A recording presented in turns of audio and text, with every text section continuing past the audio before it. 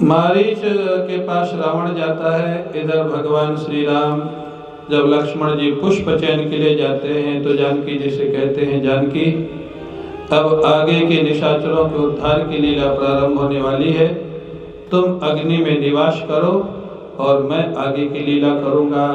जानकी जी, actual Janaki जी का तो हरण हुआ नहीं। एक्चुअल जानकी जी तो अग्नि में प्रवेश कर गई प्रभु को प्रणाम करके और अपना प्रतिबिंब पंचवटी में कुटिया में स्थापित कर दिया।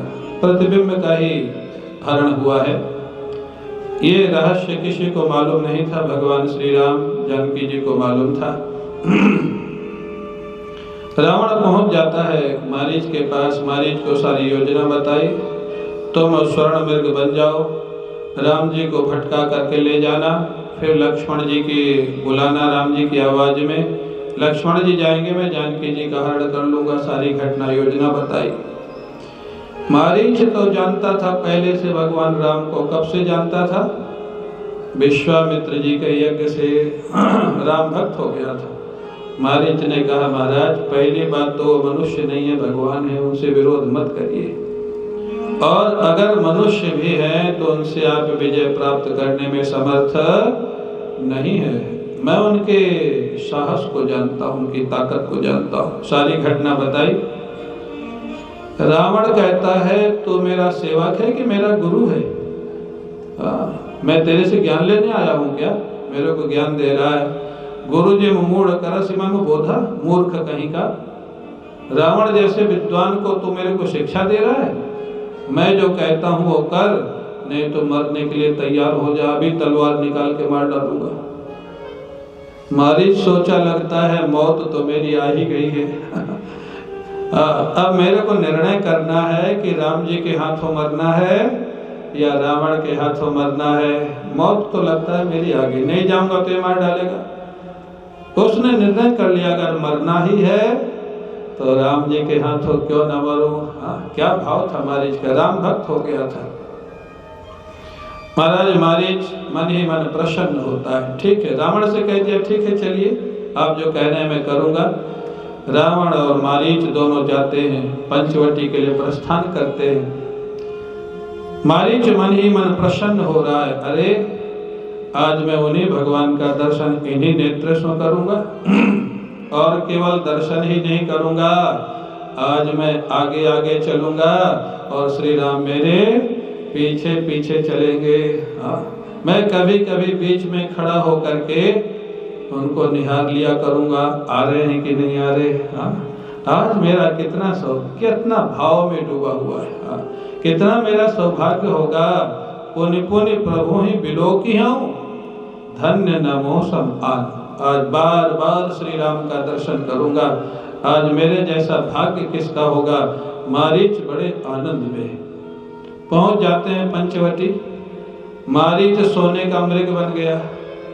अच्छा आप लोग बताओ, आप लोग जानते हैं कि सोने का मृग होता है कि नहीं होता है? नहीं होता है? तो क्या जानकी जी और राम जी इतना नहीं जानते थे कि सोने का मृग होता है कि नहीं होता है? जानते थे कि नहीं जानते थे? जानते थे, लीला करना था। आप और हम जानते हैं कि सोने का मृग नहीं होता, तो राम जी तो जानते ही थे ना। क्यों माता जी जानते थे कि नहीं? जग जाओ थोड़ा। आपके बगल में ही कह रहे हैं आपको। क्या करें, भोजन अच्छा मिलता होगा, विश्राम का समय मिलता नहीं है।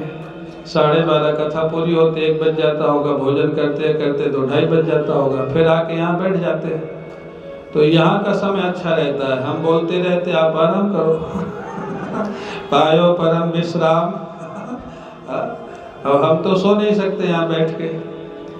मैं सोचता हूँ एक दिन 5 मिनट मैं भी सो लूँ यहाँ बैठ के, तब सब जग जाएंगे। यही तो रहस्य है।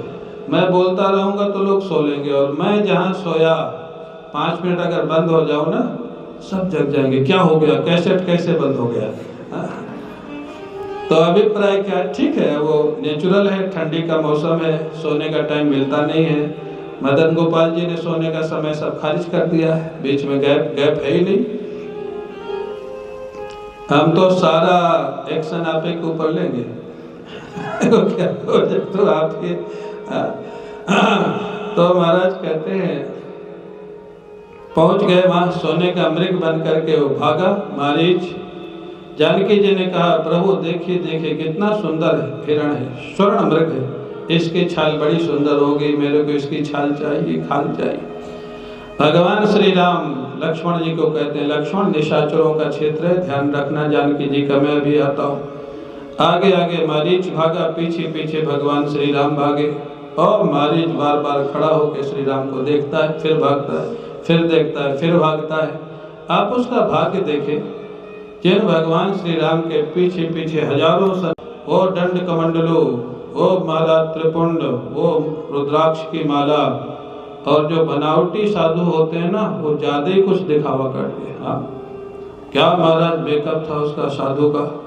पहुंच गया, नारायण नारायण नारायण नारायण नारायण हरे भिक्षाम देहि। जानकी जी आ गई बाहर, साधु महात्मा है, कुछ फल फूल लेके आई। उन्होंने कहा भिक्षा इस लक्ष्मण रेखा के, मैं किसी के घर में प्रवेश नहीं करता, सन्यासी हूँ, आपकी अपनी लक्ष्मण रेखा के बाहर आके भिक्षा देना होगा।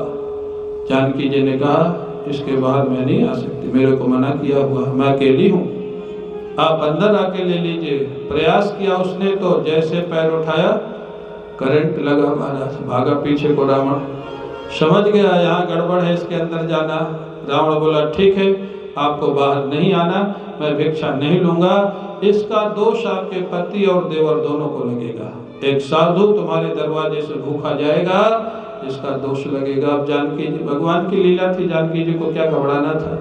जानकी जी घबराई, फलों की भिक्षा लेकर के जैसे लक्ष्मण रेखा को पार किया, किसका साधु, वो तो महाराज रावण के वेश में प्रकट हो गया।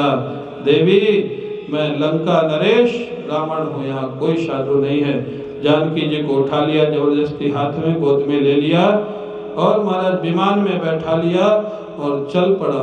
जानकी जी करुण क्रंदन करती, हा जग हे कबीर रघुराया, कही अपराध विशाले उदाया।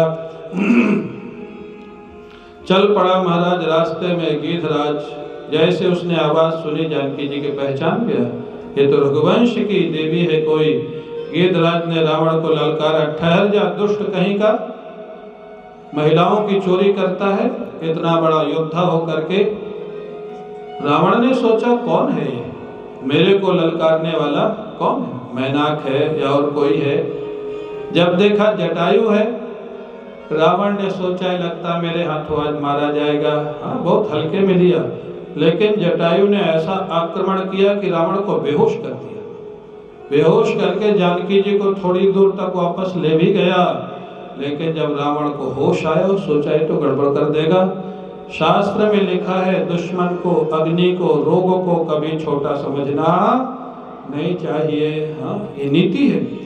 मैंने इसको छोटा समझ लिया, उसका दुष्परिणाम, उठाया निकाला तलवार और जटायु के दोनों पंखों को काट दिया। जटायु घायल होकर के नीचे गिर पड़ा। जानकी जी जा रहे थे, महाराज आकाश मार्ग में रोते चिल्लाते। ऋष्यमुख पर्वत पर सुग्रीव इत्यादि बैठे थे, वहां कुछ आभूषण उन्होंने डाल दिए जिससे भगवान को पता लगे। रावण ले जा करके महाराज रख देता है अशोक वाटिका में। अशोक वाटिका में लंका में रख दिया। बहुत प्रयास किया रावण ने महल में ले जाने का, जानकी जी बिल्कुल तैयार नहीं थी, वहां रख दिया गया। राक्षसों की महाराज पहरेदारी कर दी गई, राक्षसियां बड़ा कष्ट देती थी जानकी जी को। इधर भगवान श्री राम जब जटा इसको मारीच का उद्धार करके लौटे, देखा लक्ष्मण आ रहे। लक्ष्मण तुम यहाँ कैसे आ गए? जानकी जी को अकेले छोड़ करके आ गए। लक्ष्मण जी ने सारी घटना बताई। भगवान समझ गए ये कुछ राक्षसी माया है। मेरे को लगता है जानकी जी आश्रम में नहीं है, दोनों भाई लौट के आते हैं। जानकी जी तो आश्रम में थी ही नहीं, बात तो सत्य थी। भगवान श्री राम अत्यंत करुण क्रंदन करते हुए जानकी जी को खोजते हैं। इतना भगवान रोते हैं, इतना रोते हैं, पशु पक्षी रोने लग गए, जंगल के वृक्ष रोने लग गए। हे खगमृग हे मधुकर श्रेणी, तुम देखी सीता मृग ने पशुओं से, पक्षियों से, वृक्षों से पूछ रहे, इतना रोए, इतना रोए, इतना रोए। लक्ष्मण जी भी रो रहे हैं, भगवान भी रो रहे हैं, सभी लोग रो रहे हैं। भगवान आगे जाते हैं, देखा गिद्धराज मिले, जटायु से पूछा ये दशा आपकी किसने किया है? उन्होंने सारी घटना बता दी। महाराज, जानकी जी को रावण ले गया है, मैंने बचाने का प्रयास किया, उसने मेरी ये दशा कर दी है, दक्षिण दिशा में ले गया, सारी घटना बता दी। भगवान श्री राम ने जटायु को अपनी गोद में बैठा करके कहा, मैं आपको पुनः प्राणदान देता हूँ, जीवित कर देता हूँ, स्वस्थ कर देता हूँ।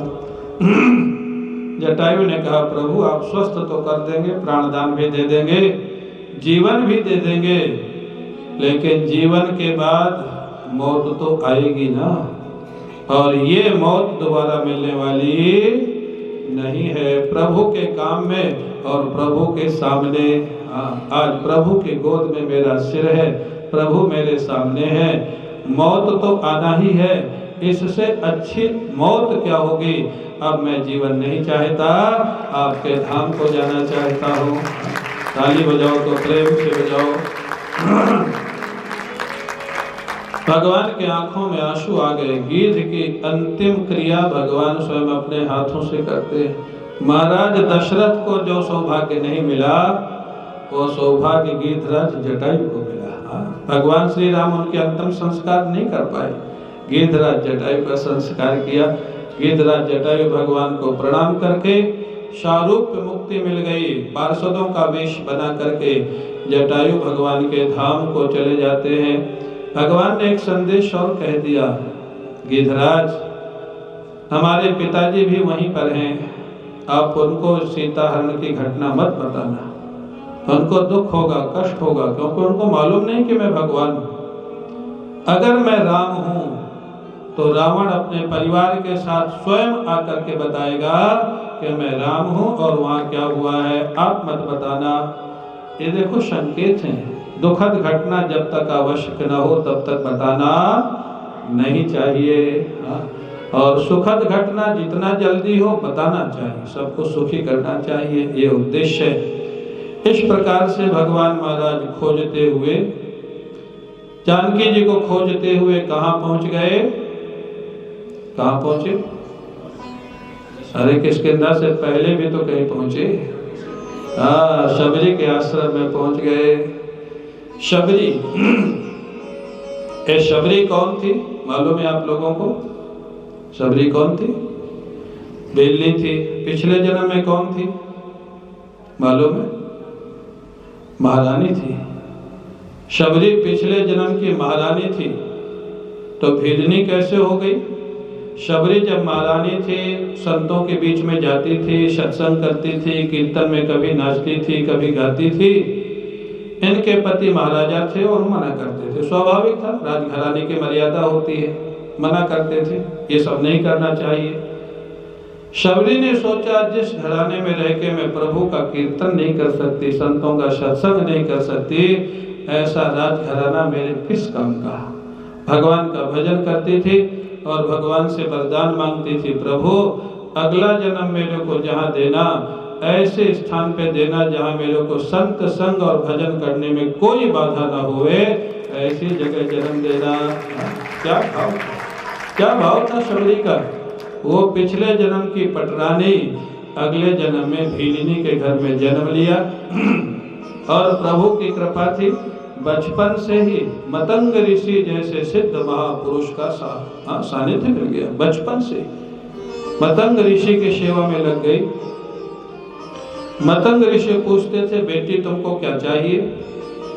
शबरी कहती थी, गुरुदेव इसी जीवन में इन्हीं नेत्रों से केवल मेरे ठाकुर का दर्शन चाहिए, ठाकुर का मिलन चाहिए, और कुछ क्यों, पिछले जन्म से पटरानी थी और क्या चाहिए, सब कुछ देखा हुआ था।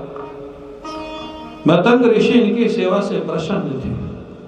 अगर ईश्वर की सेवा, गुरु की सेवा ईमानदारी से की जाए तो सेवा ही साधना बन जाती है। ये पूज्य रोटी राम बाबा का वाक्य। निष्काम सेवा हो साधु की और गुरु की, तो आपकी सेवा साधना बन जाएगी और उस साधना से ठाकुर को मिला देगी, भगवान को मिला देगी। हाँ, ताली में कंजूसी मत करो। हाँ, शबरी का प्रसंग बड़ा सुंदर प्रसंग है।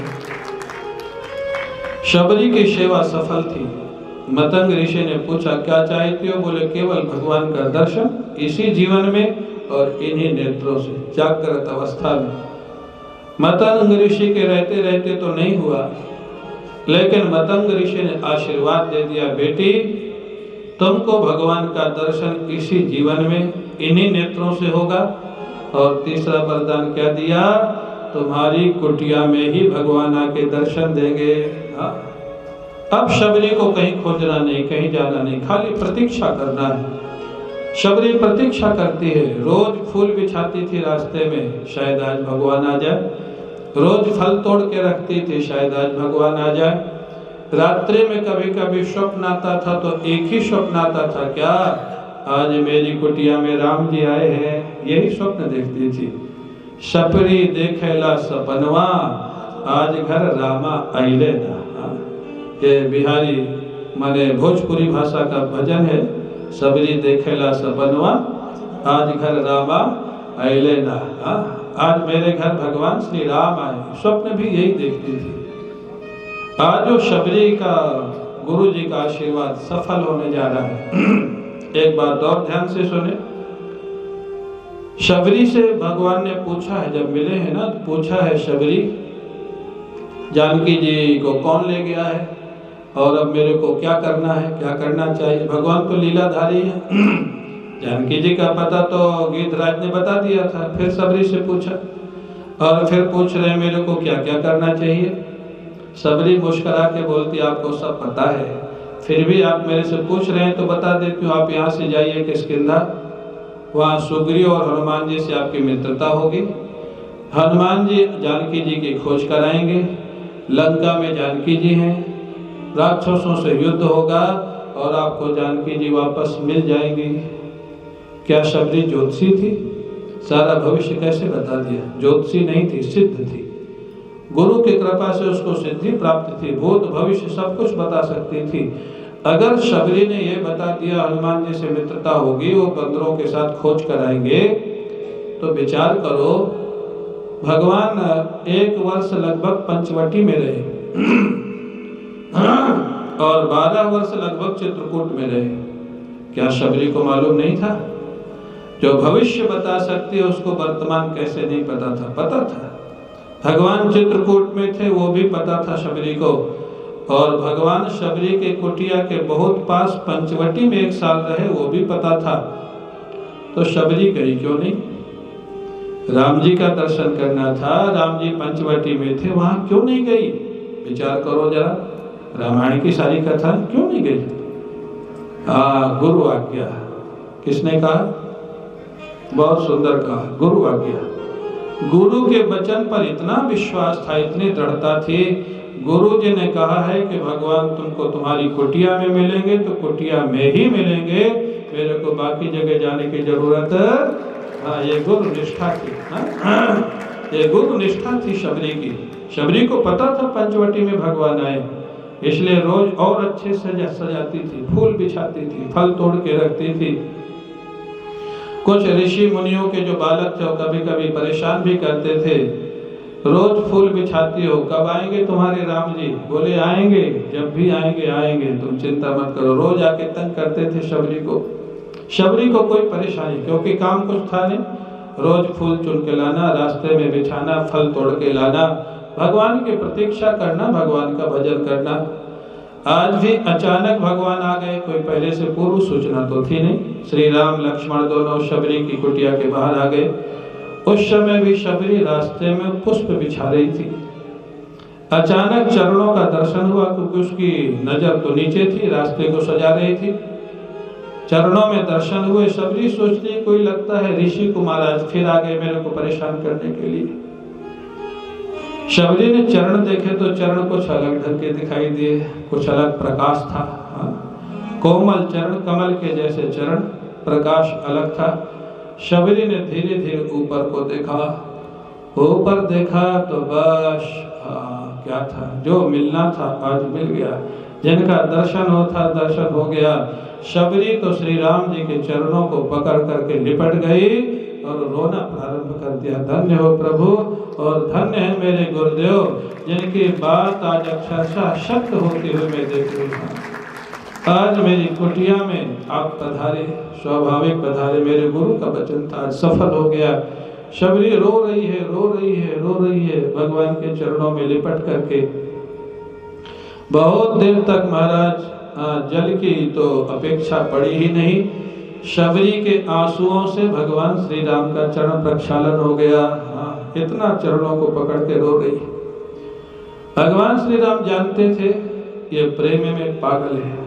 भगवान श्री राम बहुत देर के बाद बोले, अरे शबरी रोती ही रहेगी या बैठने बैठने की व्यवस्था करेगी? भगवान खड़े हैं और चरणों को पकड़ कर रो रही। उसको होश ही नहीं कि और भी कुछ करना है।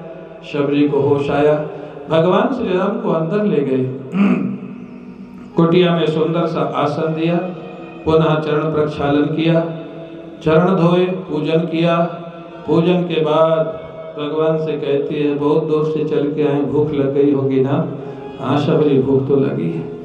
भगवान को तो महाराज वो किसकी खिचड़ी खाते हैं? कर्मा बाई की खिचड़ी और शबरी के बेर, इनके जैसा स्वाद तो उनको कहीं आता ही नहीं। शबरी के बेर खाने में, कर्मा बाई की खिचड़ी खाने में। भगवान ने कहा भूख लगी है। अब शबरी महाराज जो फल तोड़ के लाई थी ना जंगल से, वो बैठ के टोकरी में रखी हुई थी, थोड़ा अपने से खाती है, फिर देखते जो मीठा है भगवान को दे देती। लक्ष्मण जी देख रहे, ये क्या है? अपना खाया हुआ। अरे भगवान अपना खाया हुआ भक्त को दे, वो तो समझ में आता है। एक ऐसी विलक्षण भक्त है, अपना खा के फिर भगवान को देती है, लेकिन भगवान खा रहे। अब लक्ष्मण जी अनुशासित हैं, मर्यादा हमें है, कुछ बोल नहीं सकते। भगवान को खिलाए तो खिलाए, बीच में 2-4 लक्ष्मण जी को भी दे। लक्ष्मण जी सोचे तो बड़े विलक्षण है। लक्ष्मण जी चुपचाप पीछे फेंकने हो तो खाए। मैं जूठा कैसे खाऊं? भैया का जूठा हो तब तो ठीक है, इनका जूठा कैसे खाऊंगा? नहीं खाते। राम जी समझते हैं कि न राम जी ने, कई लोग कहते हैं महाराज जूठा नहीं खाना चाहिए, जूठा अशुद्ध होता है, लेकिन भगवान का प्रसाद, गुरु का प्रसाद एक तो जूठा नहीं माना जाता, और दूसरा जहाँ प्रेम होता है वहाँ, अब यहाँ से राधा वल्लभ मंदिर में या राधा रमण मंदिर में, जहाँ तक मेरा से राधा वल्लभ मंदिर में है, हमारे गुरु जी बताते थे चखनिया एक होता है। भगवान का प्रसाद जब बनता है ना भोग लगाने के लिए, तो एक व्यक्ति पहले चखता है, कुछ गड़बड़ तो नहीं है, खट्टा मीठा कुछ तीखा तो नहीं है। बस उसके लिए नियम रख दिया गया है कि वो चखेगा लेकिन गले के अंदर नहीं ले जाएगा, वापस बाहर निकाल देगा। तो अब इसको जूठा नहीं कहा जाएगा, ये तो भगवान की सुविधा के लिए, भगवान की खुशी के लिए है। तो कहते हैं, लिखा कहाँ है, कंद मूल फल सुरस अति दिए राम कब आनी। हाँ, बड़े मीठे मीठे फल खिला रही, तो मीठे मीठे फल कैसे पता लगे कि बिना खाए मीठे के खट्टे? गोस्वामी जी ने लिख दिया, खिला रही है महाराज शबरी, भगवान श्री राम खाते जा रहे हैं। उसके बाद शबरी स्तुति करती है, महाराज मेरे में कोई गुण नहीं है, कोई भक्ति नहीं है, कोई ज्ञान नहीं है, केवल गुरु कृपा है। अधम ते अधम, अधम अति नारी। भगवान श्री राम सोचते हैं मैं जब तक कुछ नहीं बोलूंगा तो ये अपनी कमी बताती रहेगी। भगवान श्री राम कहते, शबरी सुनो, नवधा भक्ति तुमको सुनाता, ध्यान से सुनना। शुरू में कह दिया ध्यान से सुनना, और बाद में कहते हैं शबरी 9 में से एक भक्ति भी जिसके जीवन में हुए उसको भी मैं अत्यंत प्रेम करता हूँ। तुम्हारे जीवन में तो 9 की 9 विद्यमान है। 100% भक्ति विद्यमान है, 100%। ताली बजा। तो यहाँ पर प्रश्न खड़ा होता है, अगर सबकी सब भक्ति विद्यमान थी शबरी में, तो भगवान ने सुनाई क्यों? और सुनाने के पहले कहते ध्यान से सुनना। भगवान कहना चाहते क्यों? शबरी कहते मेरे जीवन में कुछ नहीं है, कोई भक्ति नहीं है। भगवान कहते ध्यान से सुनो, नंबर मिलाते चलो, तेरे जीवन में सारी की सारी भक्ति विद्यमान है। यही भक्त और भगवान का विनोद होता है। भक्त कहता मेरे जीवन में कुछ नहीं है, भगवान कहते तेरे जीवन में सब कुछ है। क्यों? अगर भगवान आ गए तो क्या बाकी रहा जीवन में? भगवान मिल गए तो सब कुछ आ गया, अपने आप आ जाते महाराज। तो नवधा भक्ति थोड़ा चर्चा कर लेते हैं 10-15 मिनट में, 10-12 मिनट है हमारे पास। फिर शबरी की झांकी का आज प्रसंग भी है, बड़ा सुंदर। शबरी जो भी बना होगा बड़ा सुंदर लगेगा।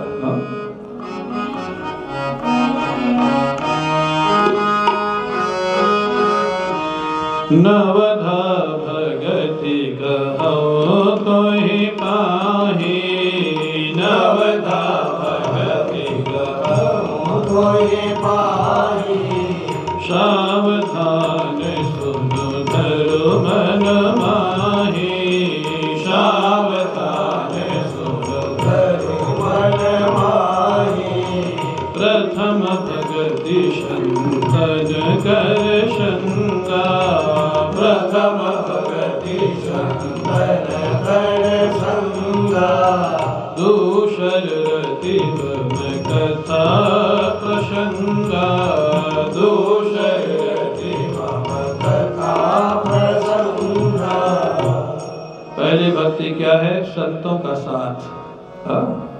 संतों का बहुवचन है, प्लुरल नंबर। जहाँ संत मिले, जहाँ कथा मिले, सब जगह जाओ। पहली भक्ति है। संतों का साथ करते करते दूसरी भक्ति क्या है? कथा में आनंद आने लग जाए, कथा में रस आने लग जाए, नंबर मिलाते चलना। पहली भक्ति है संतों के साथ में रुचि हो जाए। सत्संग में, कथा में जाने का मन हो। जहाँ भी कथा सत्संग होता हो, चलो भाई थोड़ा सुनाते हैं, जहाँ भी हो रही हो। दूसरी भक्ति क्या है? कथा के बिना रहा ना जाए। दूसर रति मम कथा प्रसंग। अरे आज का दिन ऐसे निकल गया, आज को सुना पड़ा नहीं। आप कह सकते हैं आजकल लाइव कथा तो रोज कैसे मिलेगी? 8-9 दिन हो गया। फिर इसके बाद आज सबसे बड़ी सुविधा विज्ञान ने कर दिया। विज्ञान, साइंस क्या? YouTube में सब महात्माओं के सत्संग और कथाएं पड़ी हुई हैं। ये कथा भी पड़ी रहेगी, आप कभी भी सुन सकते हो, कभी भी निकाल सकते हो। स्मार्ट टीवी जो आजकल आ गए हैं ना, ये भी विज्ञान का चमत्कार है। आप किसी महात्मा का नाम बोलो, वो महात्मा टीवी में प्रकट हो जाता है। चमत्कार है कि नहीं? पहले किसी का नाम बुला के सिद्ध महात्मा प्रकट करते थे, आज तो आपके घर घर में चमत्कार है। किसी महात्मा का नाम बोलो, महात्मा प्रकट हो जाएगा। आप कैसे कह सकते सत्संग नहीं मिल रहा है? समय होना चाहिए, प्रायोरिटी होनी चाहिए। जो महात्मा आपको पसंद हो, किसी का सत्संग सुनो, रोज सुनो। नियम ले लो, आधा 1 घंटा रोज कथा सुननी है। फिर देखो आपका जीवन कैसा होगा। घर में आपके उपलब्ध है, कहीं जाना आना नहीं है। दूसर रति मम कथा प्रसंगा। कथा सुनते सुनते फिर आगे की सीढ़ी क्या? तीसरी भक्ति क्या है? गुरु पद पंकज सेवा तीसरी भक्ति। कथा सुनते सुनते अनेक संतों के यहाँ जाते जाते किसी महात्मा को देख करके ग्रीन लाइट आ जाएगी, क्लिक हो जाएगा। बस ये महात्मा हमको भगवान के रास्ते में आगे बढ़ा सकते हैं। बस जहाँ क्लिक हो जाए, गुरु करने में जल्दी मत करना, गुरु बनाने में जल्दी मत करना। ईश्वरी योजना होती है, किसका उद्धार किसके माध्यम से होना है, भगवान निश्चय करते हैं। एक ग्रीन लाइट आएगी, एक अंदर से क्लिक होगा, ये हमको भगवान के रास्ते चला सकते हैं। जब वो क्लिक हो जाए, ऐसे महापुरुष से विनम्रता पूर्वक, प्रार्थना पूर्वक उनसे गुरु मंत्र लेना और आगे के रास्ते पे चल पड़ना। तो गुरु के पास कैसे रहना, गुरु का सानिध्य कैसे पाना, 2 चीज का ध्यान रखना। गुरु पद पंकज सेवा तीसर भगति अमान। गुरु चरणों की सेवा करना। अमान माने, अमान के 2 अर्थ हैं। एक तो कोई ईगो लेके मत करना, मान लेके मत करना। पैसे का अभिमान, पावर का अभिमान, योग्यता का अभिमान, ये लेकर के करोगे तो सेवा सेवा बनेगी नहीं। और अमान माने अपनी मान्यता, आप जो सोच रहे हो वही सेवा है, ये गलत व्याख्या है। गुरु जो चाहते हैं वो सेवा होती है। तो अमान माने अपनी मान्यता को छोड़ के करना और अमान माने ईगो को छोड़ के करना।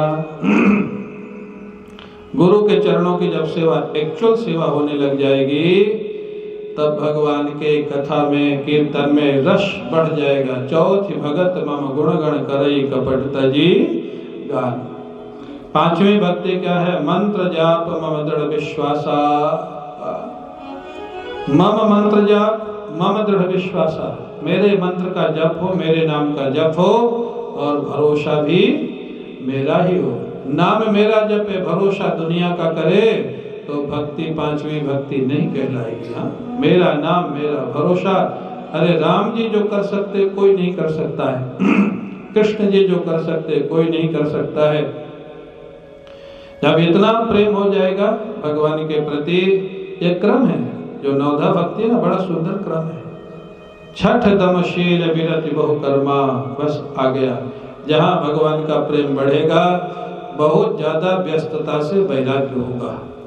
ठीक है, जितना जरूरी है, जितना समाज के लिए, परिवार के लिए आवश्यक है, ड्यूटी अवश्य होगी, व्यस्तता कम हो जाएगी। एक महात्मा कहते थे, जो लोग कहते हैं हम बहुत ज्यादा व्यस्त हैं, वो व्यस्त नहीं होते, वो अस्त व्यस्त होते हैं। हाँ, बहुत ज्यादा व्यस्त है, क्या करोगे? शरीर खराब करके, साधना खराब करके, परिवार के रिलेशन खराब करके अगर आप व्यस्त हैं, तो आप व्यस्त नहीं हैं, आप अस्त व्यस्त हैं। इसका दुष्परिणाम 5-10 साल के बाद आपको दिखाई देगा। बैलेंस जीवन जियो। तो इसलिए छठ दमशील विरति बहु कर्मा, इंद्रियों पर नियंत्रण हो, जीवन पर नियंत्रण हो, खाने में नियंत्रण हो, सोने में नियंत्रण हो, और महाराज बहुत ज्यादा व्यस्तता से थोड़ा कम हो जाए व्यस्तता। निरंतर सज्जन धर्मा, संतों के संग में रुचि हो जाए, कथा में रुचि हो जाए, छठवीं भक्ति है। सातों सम मोहि मैं जग देखा, जल्दी किसी के प्रति रागत द्वेष नहीं हो। क्यों? ये भाव आने लग जाए, मेरा ठाकुर ही तो सबके अंदर बैठा हुआ है, वही सबको चला रहा है। हाँ, जो कुछ कोई कर रहा है उसकी इच्छा के बिना कैसे हो सकता है? इसमें भी ताली बजा लो। हाँ, क्योंकि यही ज्यादा समस्या आती है। कथा के बाद दुनिया भर की शिकायत, उसने ऐसा कहा, उसने ऐसा कहा, उसने ये किया, उसने ये किया। अरे भाई, तो भगवान क्या करते हैं फिर? हाँ, अगर व्यक्ति सब कुछ कर रहा है, आप अगर भगवान के भक्त हैं, तो आपके लिए जो हो रहा है सब ईश्वर की नजर में हो रहा है, ईश्वर की इच्छा से हो रहा है। आप अपना काम ठीक रखो, बाकी जो होगा ठाकुर की इच्छा से हो रहा है, खुश रहो उसमें। सातम सम मोहि मैं जग देखा, मोहिते संत अधिक कर लेखा, आठों जथा लाभ संतोषा। जब इतना भरोसा हो जाएगा, तो जो मिलता जाएगा उसमें खुशी होती जाएगी। सम्मान मिले तो राम जी की इच्छा, अपमान मिले तो राम जी की इच्छा। लाभ हुए तो राम जी की इच्छा, हानि हुए तो थोड़ा कठिन काम है। लाभ में तो राम जी की इच्छा दिख जाती है, हानि में जल्दी नहीं दिखती है। अरे भगवान आपने क्या कर दिया, जैसे भगवान आपका नुकसान करने के लिए बैठे थे। ये बड़ा कठिन काम है। ये 8वीं भक्ति है। नवम सरल सबसन छलहीना। 9वीं भक्ति जब सब में अपना ठाकुर देखने लग जाए, वो सरल हो जाता है, सबके प्रति विनम्र हो जाता है, सबका सम्मान करता है, सबसे प्रेम करता है। ये 9वीं भक्ति है। भगवान श्री राम ने कहा, शबरी नवमहु एको जिनके होई। बड़ी सुंदर बात कहते हैं।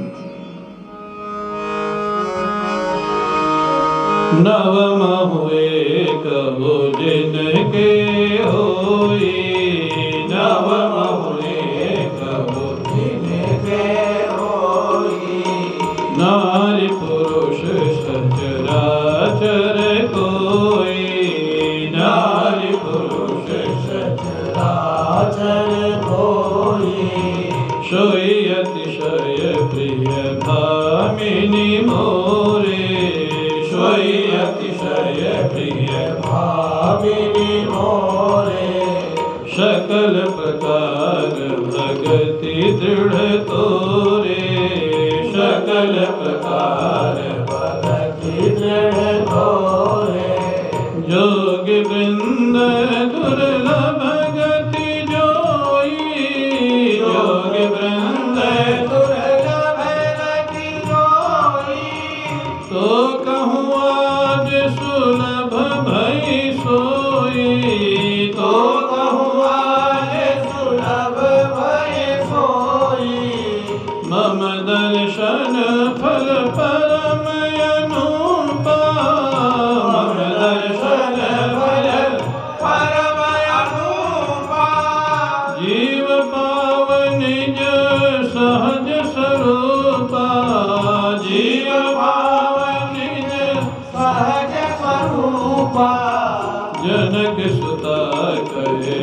सुधि भामिनी जनक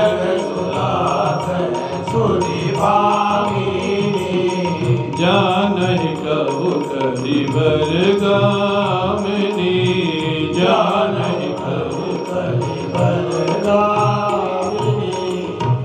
भगवान श्री राम सुना करके शबरी से कहते हैं, शबरी नवधा भक्ति में एक भक्ति भी जिसके अंदर होती है वो मेरे को बहुत प्रिय होता है। तुम्हारे जीवन में तो 9 के 9 विद्यमान है तो मेरे को अत्यंत प्रिय हो। आप लोग भी मैच कर लेना, 9 में से कोई एक आध हो गई तो भी काम हो जाएगा। हाँ, क्यों नहीं आएगा?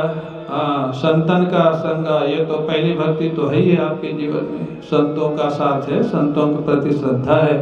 सुदामा कुटी में इतने संतों की सेवा होती, आप वहाँ सहयोग करते, संतों के साथ तो है ही। पहली भक्ति आ गई तो फिर आती जाएंगे, धीरे धीरे आती जाएंगे। अब भगवान फिर विनोद करने लग गए शबरी से, शबरी जानकी जी का कुछ सूचना है आपके पास? कहाँ गई, कौन ले गया? शबरी हंसती है, प्रभु पहली बात तो आप भगवान हैं, आपको सब पता है। दूसरी बात आपको जटायु बता चुका है, फिर भी आप मेरे से पूछते हैं जानकी जी को कौन ले गया, कहाँ गई, कैसे होगा, क्या होगा?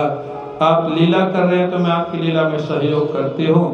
आप यहाँ से पंपा सरोवर जाइए, वहाँ सुग्रीव से मित्रता होगी, हनुमान जी मिलेंगे, वो बंदरों के साथ जानकी जी की खोज करवाएंगे और आपकी सेवा करेंगे महाराज। भगवान मुस्कुराने लग गए। शबरी ने भगवान के चरणों में प्रणाम किया, योग के माध्यम से अग्नि को प्रकट किया और योगाग्नि में शरीर का परित्याग करके शबरी भगवान के धाम को चली जाती है। बोली भक्तवत्सल भगवान की, भक्तवत्सल भगवान की, भक्तवत्सल भगवान की। अब शबरी मैया का आगमन होगा, शबरी की कुटिया में भगवान आएंगे, आप उसका दर्शन करेंगे और आगे की कथा कल होगी। अब 10 बजे से 12:30 बजे तक, कल शनिवार भी है और कल सुंदरकांड की कथा भी है। आप लोग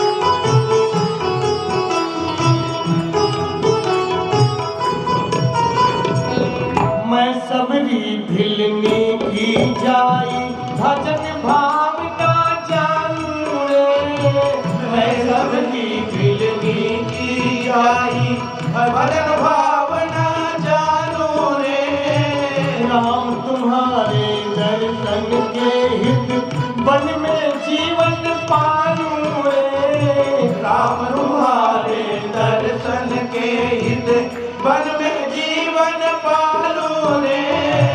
चरण कमल से निर्मल कर दो, चरण कमल से निर्मल कर दो, काशी की झोपड़िया रामा रामा रखते रखते बीती रे उमरिया।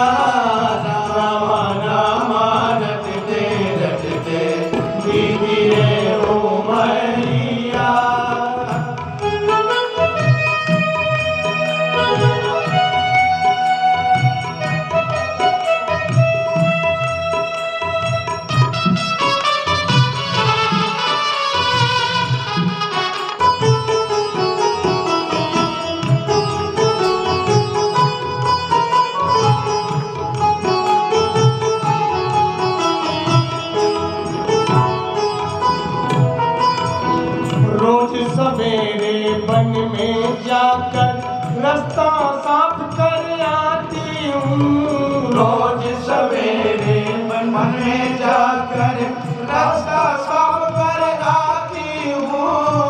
अपने प्रभु के खातिर बन से चुन चुन के फल लाती हूँ।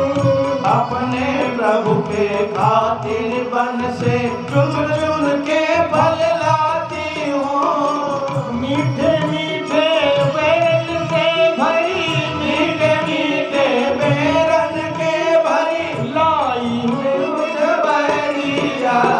रामा रामा रटते रटते मीठी रे वो मरिया। रामा रामा रटते रटते मीठी रे वो मरिया।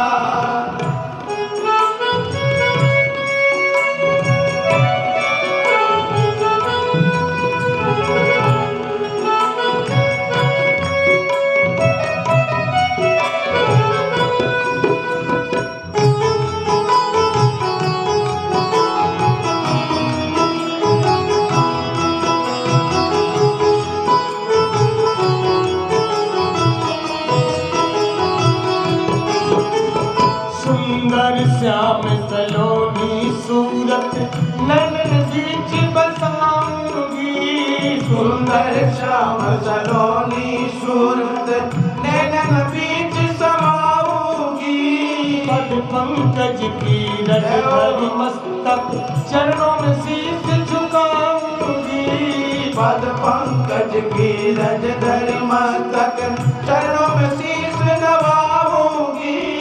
प्रभु जी मुझको भूल गए क्या? प्रभु जी मुझको भूल गए क्या? दासी की खबरिया। रामा रटते रटते मीठी रे वो मरिया। रामा रामा रटते रटते मीठी रे वो मरिया।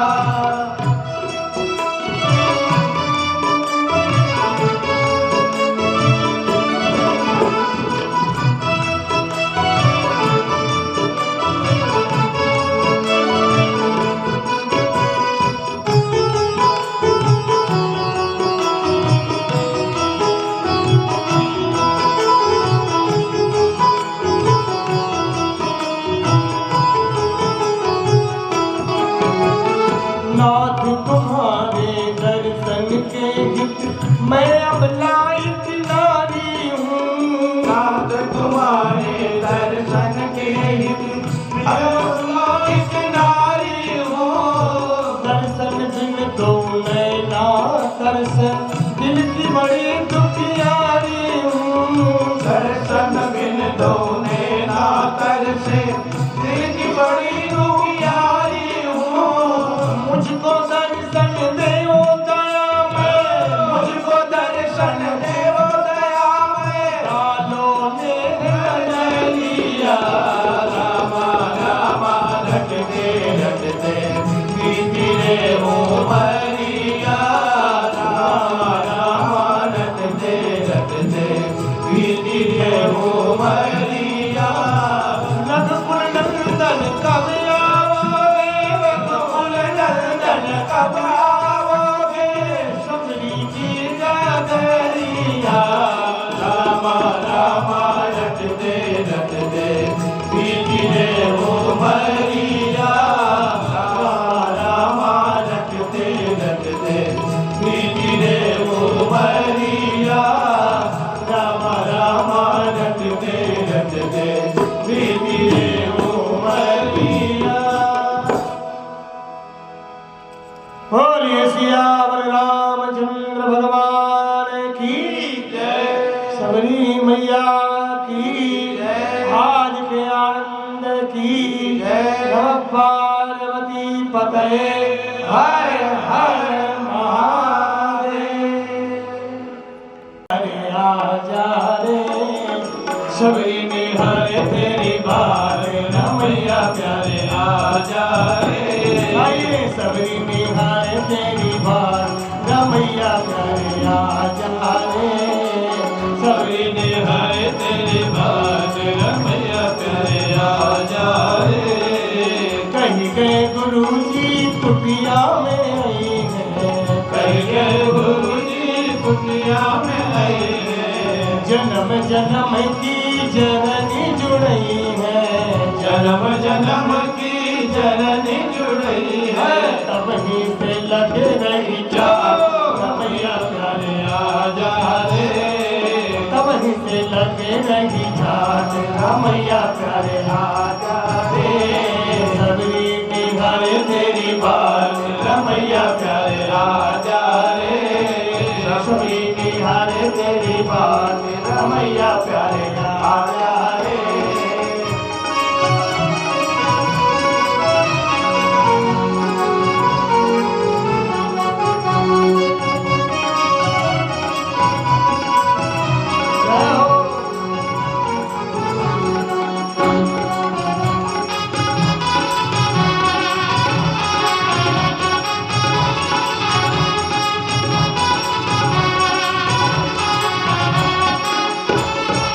चख चख मीठे मीठे बन फल लाई, चख चख मीठे मीठे बन फल लाई। भीड़ की कुटिया में आओ रघुराई, भीड़ की कुटिया में आओ रघुराई। पंपा सरोवर के घाट रमैया प्यारे आ जा रे, सरोवर के घाट रमैया प्यारे आ जा रे। सबरी निहारे तेरी बात रमैया प्यारे आ जा रे, सबरी निहारे तेरी बात रमैया प्यारे आ जा रे। जय हो।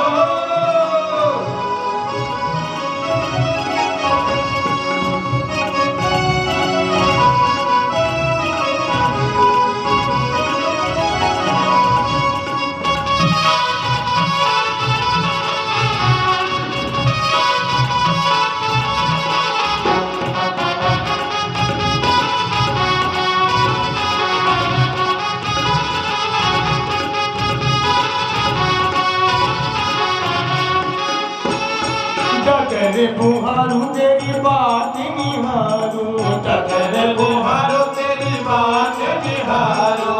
तन मन प्राण चरण परिवारू, तन मन प्राण चरण परवारो। दुनिया से मनवा ऊंचा रमैया प्यारे आ जा रे, दुनिया से मनवा ऊंचा रमैया प्यारे आ जा रे। सबरी निहारी तेरे बात रमैया प्यारे आ जा रे, सबरी निहारे तेरी बात रमैया प्यारे आ जा रे।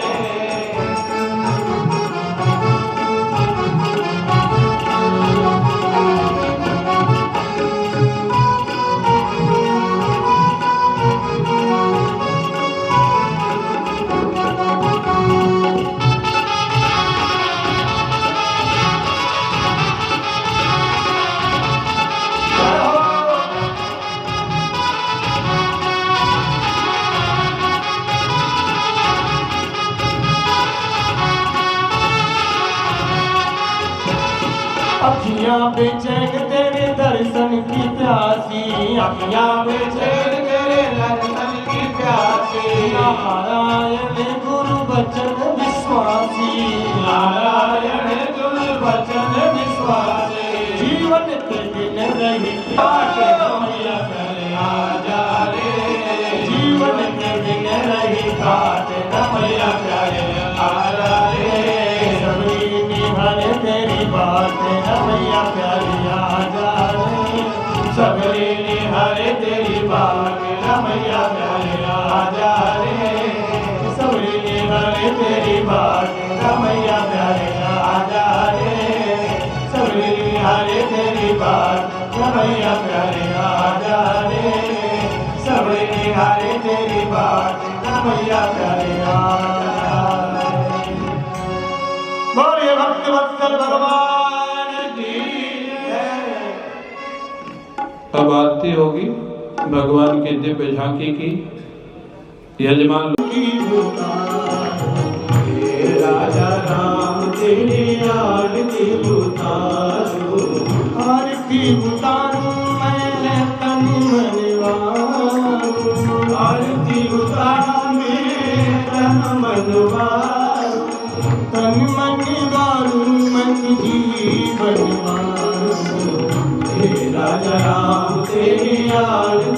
उतारो, हे राजा राम तेरी आरती उतारो।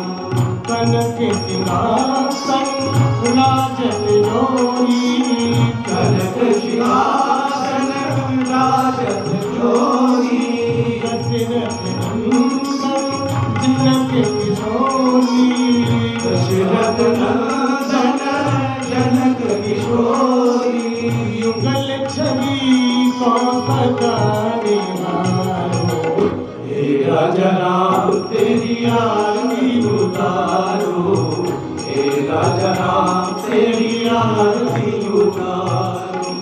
वाम भाग शोभित जग जननी, वाम भाग शोभित जग जननी, चरण विराजते हैं सुत अंजनी, चरण विराजत है रूपयंजलि।